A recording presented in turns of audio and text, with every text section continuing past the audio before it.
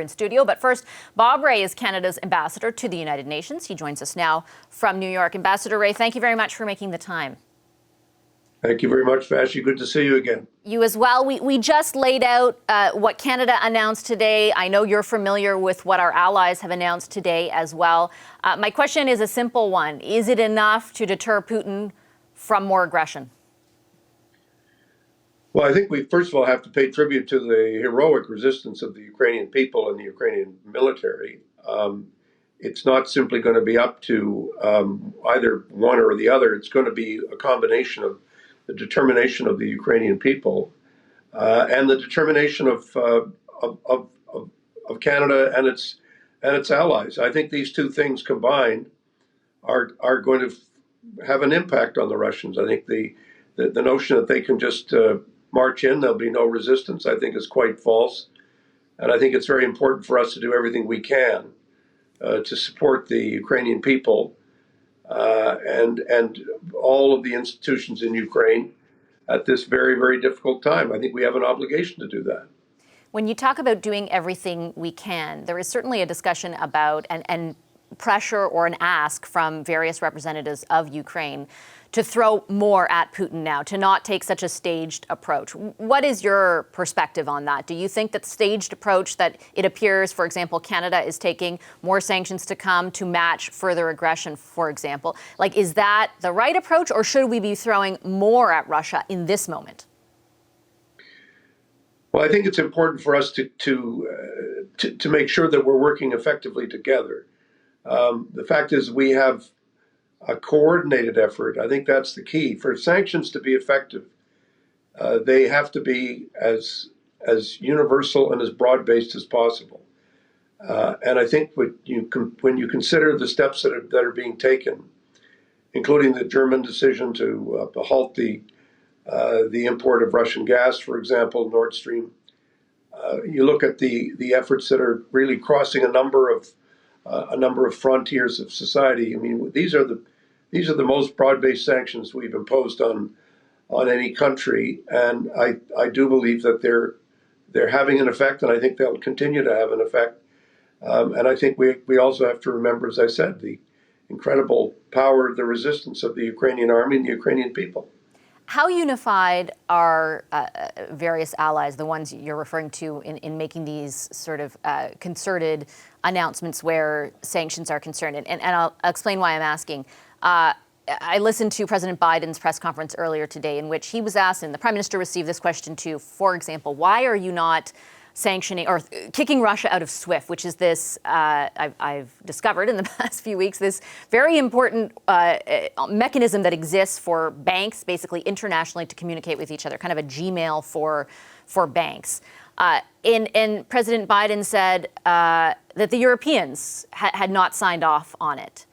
And I'm just wondering, is that a sign of some struggle between Europe, for example, and Canada and the U.S. to make sure everyone is on the same page? And do you expect Putin to try and, I guess, take advantage of that vulnerability if it does exist?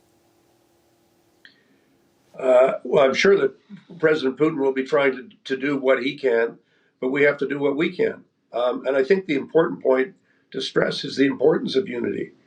I think it's critical for us to realize that we have one significant opportunity right now to prevent President Putin from getting away with what he wants to get away with. And I think we have to do everything we possibly can to bring people together. And of course, there are discussions going on. There have been for several weeks. There will continue to be.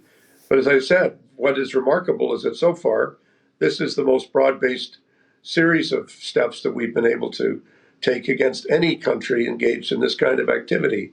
So I do think that we're having an impact. As Minister Freeland said, these sanctions are biting. They're going to have an impact, and it's very important for us to stick together and stay as strong as we possibly can in opposition to what President Putin is doing. It is going to be challenging for all of us because of the fact that Russia is, like all countries, part of a global trading system. but we have to do everything we can to have an impact on Russia. Why do you think that the imposition of the sanctions will have an impact if it appears that the threat of those sanctions have not?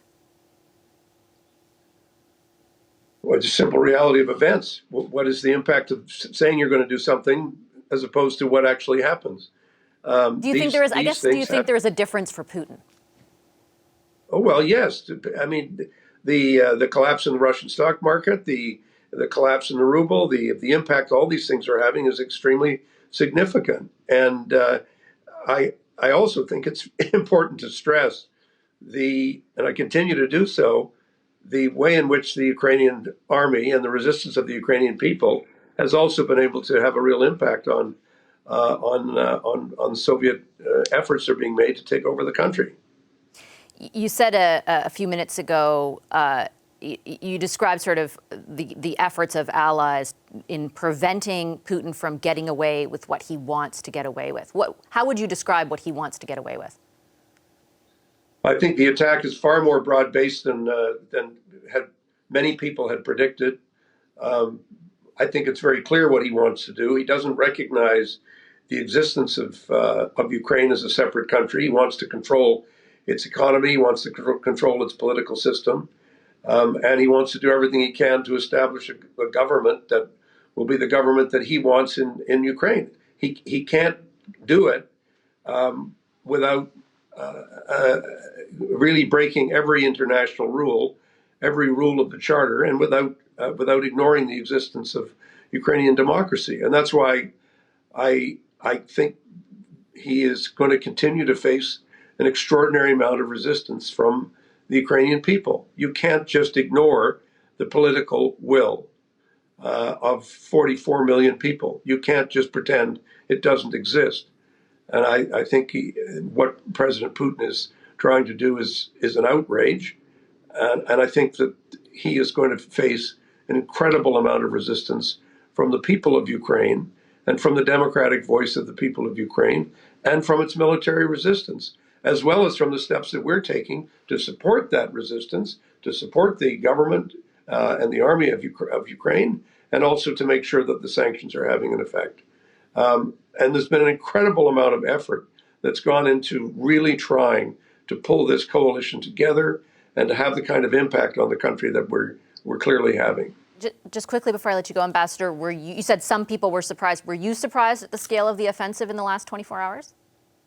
No, I didn't think this was a man who was going to go for half measures. I think that what he wants to do is to have a strike that will be so comprehensive that it will destroy the capacity of the Ukrainian people to resist. And I think he's underestimating, more than anything else, I think he's underestimating two things. One is the collective will of democracies and Western governments around the world who don't believe in what he's doing. Second, I think he's underestimating the quality and of the resistance that he is going to face and continue to face, because it's based on the most powerful force of all, which is the will of the people. Okay. On that note, I will leave it. Thank you, Ambassador Ray. Pleasure to have you with us as always. Thank you so much, Vaz. Good to see you again. Take care. You too.